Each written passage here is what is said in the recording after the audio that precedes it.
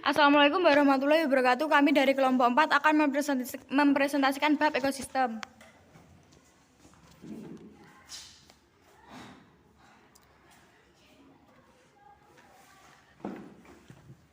Saya Manudisa Fitri, absen 5. Saya Ahmad Fiko Tenggang Sekaf, absen 3. Saya Dia Syafida Zazki Hamzah, absen 12. Saya Relnadia Duningrum, nomor absen 7. Saya Irene Calis Ramadhani, absen 19. Saya Emma Biorilisan, nomor absen 23. Saya Sayuning Tias Naita Putri Dinata, absen 29.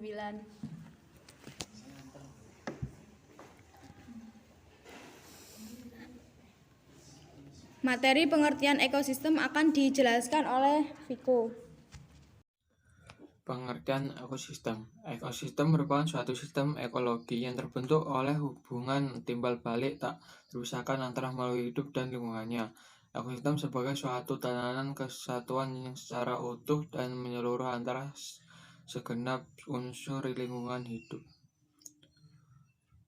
dan saling mempengaruhi. Ekosistem sebagai penggabungan dari setiap unit biosistem, melibatkan interaksi timbal balik antara organisme dan lingkungan fisik, sehingga aliran energinya menuju pada suatu struktur biotik tertentu dan terjadi siklus materi antara organisme dan anorganisme. Materi sebagai sumber dari semua energi. Dalam ekosistem, organisme pada komunitas berkembang bersama-sama dengan lingkungan fisik sebagai suatu sistem organisme, kemudian beradaptasi lagi dengan lingkungan fisik. Sebaliknya, organisme juga mempengaruhi lingkungan fisik untuk kelangsungan hidupnya. Dalam kehidupan yang ada, tidak akan terlepas dari adanya interaksi dan lingkungan yang mendukung adanya keseimbangan dalam hidup. Pada buku Prinsip-prinsip Ekologi Ekosistem Lingkungan dan Pelestariannya dibahas mengenai pengertian proses unsur ekosistem dan masih banyak lagi.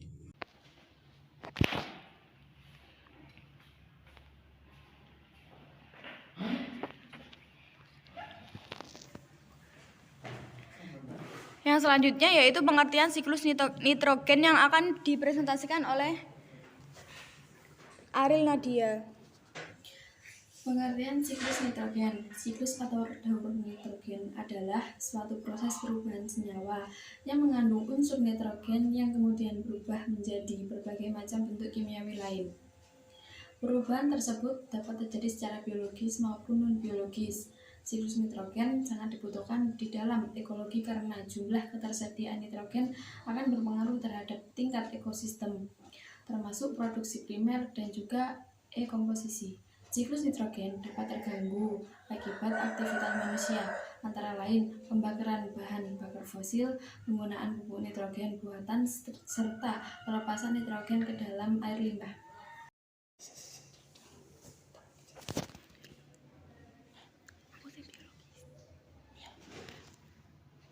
Proses siklus nitrogen biologis akan dijelaskan oleh Amanda Dwi Savitri.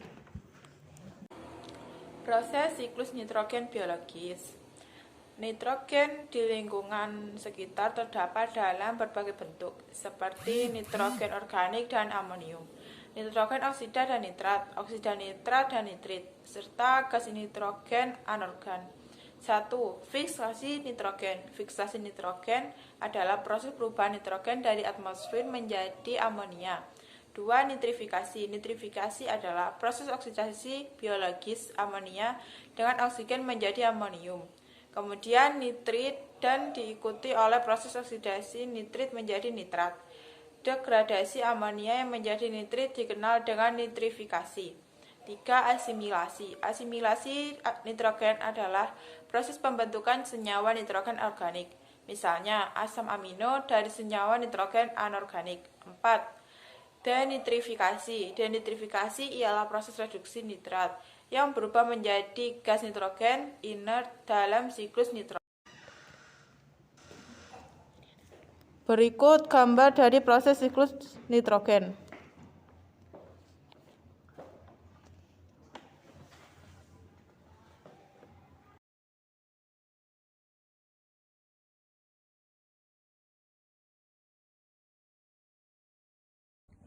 Melanjutkan pemaparan dari rekan saya, yaitu daur air. Air di bumi tidak akan pernah habis karena adanya siklus hidrologi atau biasa disebut dengan daur air. Daur air adalah siklus yang terjadi secara terus-menerus dan berulang. Mulai dari air yang ada di darat, berubah menjadi awan hingga menjadi hujan dan kembali menjadi air. Lebih dari 96% cadangan air di dunia ini berasal dari lautan. Tidak heran jika sebagian besar terjadinya daur air dimulai dari tempat tersebut. Ketiganya bisa bertukar wujud selama terjadi siklus daur air. Tidak banyak yang mengetahui bagaimana proses daur air terjadi, padahal proses tersebut harus dijaga agar kuantitas maupun kualitas air di bumi tetap baik hingga ratusan tahun ke depan. Berikut proses daur air yang dimulai dari proses penguapan hingga infiltrasi.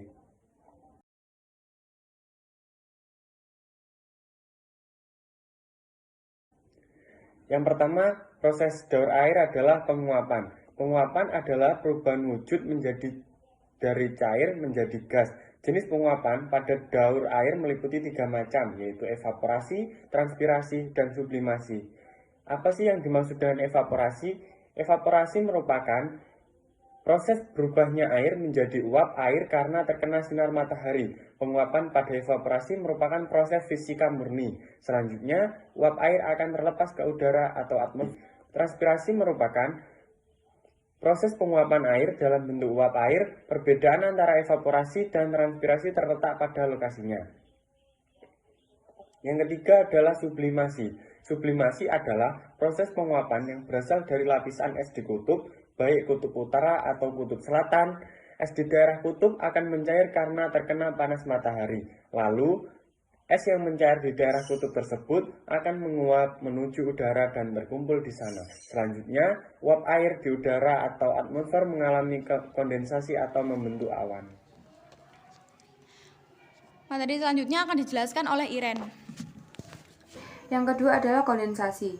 Kondensasi merupakan peristiwa pengembunan, yaitu perubahan wujud benda gas menjadi cair. Dalam peristiwa kondensasi terjadi pelepasan panas. Uap air yang naik akibat sinar matahari akan terkondensasi di udara. Kondisi ini terjadi karena udara di atas permukaan bumi lebih rendah dari titik embun uap air.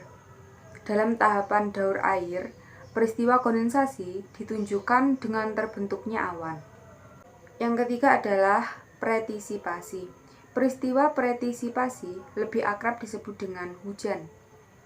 Presitipasi terjadi ketika udara menjadi jenuh. Udara menjadi jenuh akibat 2 proses, yaitu pendinginan dan pengembunan uap cair. Kondisi tersebut membuat air dalam awan keluar dan jatuh ke daratan atau lautan. Presipitasi yang mencapai permukaan bumi dapat berbentuk hujan, hujan es, dan salju. Yang keempat adalah limpasan. Limpasan adalah proses air yang jatuh ke bumi dengan cara mengalir di atas permukaan bumi. Air bergerak dari tempat tinggi ke tempat yang lebih rendah. Selanjutnya, air akan menuju saluran air seperti sungai yang kemudian akan bersamudra di laut atau samudra. Yang kelima adalah infiltrasi. Air hujan jatuh ke daratan atau daerah pegunungan dalam bentuk kristal, es atau salju. Air hujan yang jatuh ke daratan kemudian meresap ke dalam tanah. Di dalam tanah, air akan mengalir ke arah pinggir menuju mata air, danau atau sungai. Peristiwa aliran air di dalam tanah dikenal sebagai infiltrasi.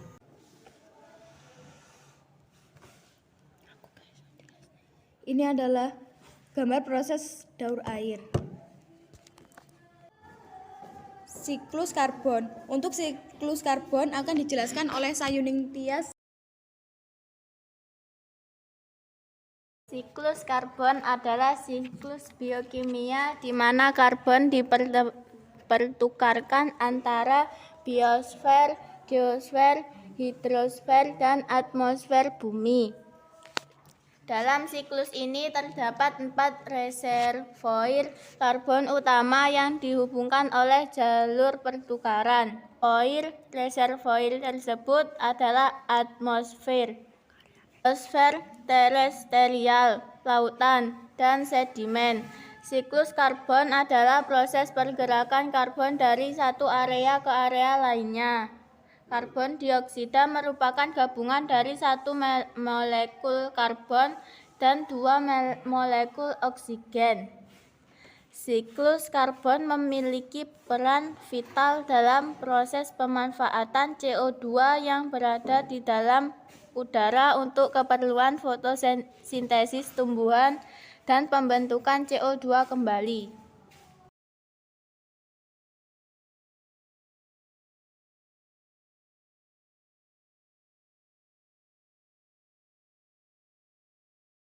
Saya Dia Syafila, absen 12, akan menjelaskan tentang manfaat karbon.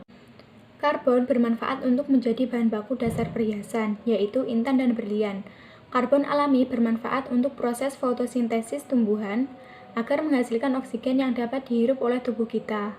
Dalam siklus karbon terdapat 4 reservoir karbon utama, yaitu atmosfer, biosfer termasuk freshwater system, dan material non-hayati organik atau karbon tanah, lautan atau karbon anorganik terlarut, biota laut hayati dan non-hayati, dan sedimen atau bahan bakar fosil. Gas karbon dioksida atau proposal yang menghasilkan senyawa disebut dengan breathing. Mesin yang menjadikan hasil karbon monoksida yaitu bahan yang digunakan fosil.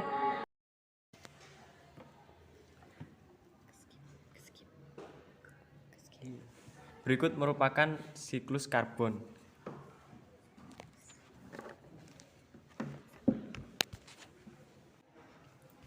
Sekian presentasi dari kami, kurang lebihnya mohon maaf. Wassalamualaikum warahmatullahi wabarakatuh.